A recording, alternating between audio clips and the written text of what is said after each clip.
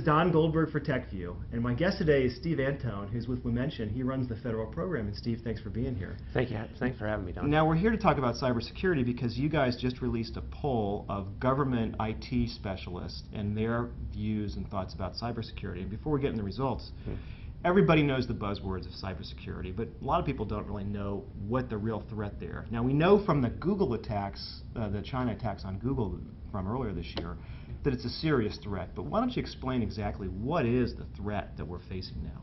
Well, certainly, Don. The nature of the threat has changed over the years, and really, what it's come down to is we've got well-motivated, financially motivated adversaries out there that are coming into our networks, whether we know it or not, and taking information out. So it's not the script kiddies trying to deface the website and that type of thing anymore. It really is in possibly state-sponsored events coming into our networks and taking our data. So the old version of the guys sitting in their basement in their underwear is just not the case anymore. This is really organized. Absolutely. I read a report several months ago about China and specifically, and they're organizing themselves. They're organizing themselves in groups on their own and creating these groups to come in and hack different areas and different sites and gather information. And not sure what they're doing with that information, but we can all guess. So they're looking for information, but we're not quite sure what their real goals are. Exactly. Now let's talk about this survey because it's very interesting, and you can give a little bit of better analysis, but it found that a significant amount of government IT people have actually already been under attack. Yes, absolutely. There's a large percentage of the group that we interviewed or that we polled that had already said that we'd been attacked. I think it was 70% or so that said that we've been attacked in the last year. And the surprising thing is that over 40% of the people said that we're really not ready to handle those attacks, and that's a kind of a scary number if you think about it. So you've got this huge percent that say we've been under attack, and I think when I saw the survey it was like 33% believe that we're not, that it's going on as we speak. Right, exactly. Almost half of them say we're not really well prepared. So what are the implications for security across the government? Well, there's a lot of implication. There's several initiatives out there today, right? There's the Comprehensive National Cybersecurity Initiative. There's the appointment of the Cybersecurity Coordinator, right? Those are huge initiatives that are aimed at increasing our security posture. Those types of things are relevant to our industry and relevant to making sure that we're increasing the security posture.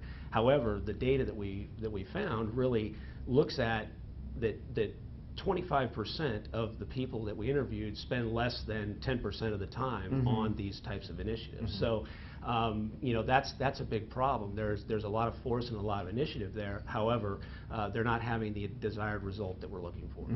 Now, this becomes a big problem because these agencies, and tell me if I'm mistaken, they get attacked not just a couple times here and there, but they're regularly getting attacked. It might be hundreds, it might be thousands of times a day.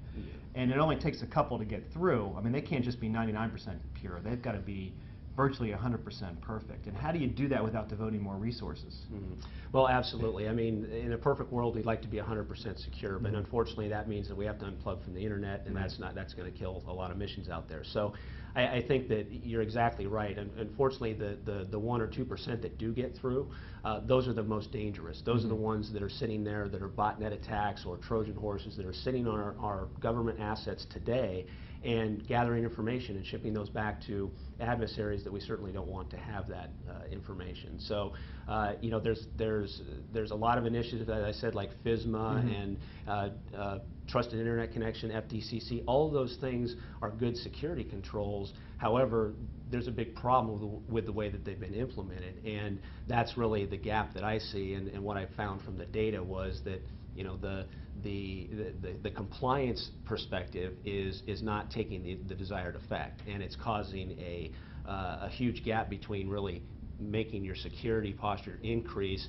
and as opposed to just proving that you're compliant with some regulation. So what they're doing is spending their time being compliant and not necessarily doing what it takes. Right. I think one of the key points that came out of the data was that it's compliance is a burden, and it's an event. And what we really need to do is make that a continuous process. And until we make that a continuous process, it's going to be very difficult to get this, to make compliance equal security. And right now they don't. It costs a heck of a lot more to prove your compliance than it does than the security bang that you get for that spend. Right. Now, was there any good news or any positive sort of results from the survey? Absolutely. I believe that 70% of the people indicated that they are more secure today than they were a year ago today. And that is absolutely good news. I think that's the direction that we need to keep going, but we've got a ways to go. Great. Well, Steve, thank you for being here. Very interesting. Look forward to seeing more about the survey. Great. Thanks a lot, Don. Appreciate I'm it. Don Goldberg for TechView.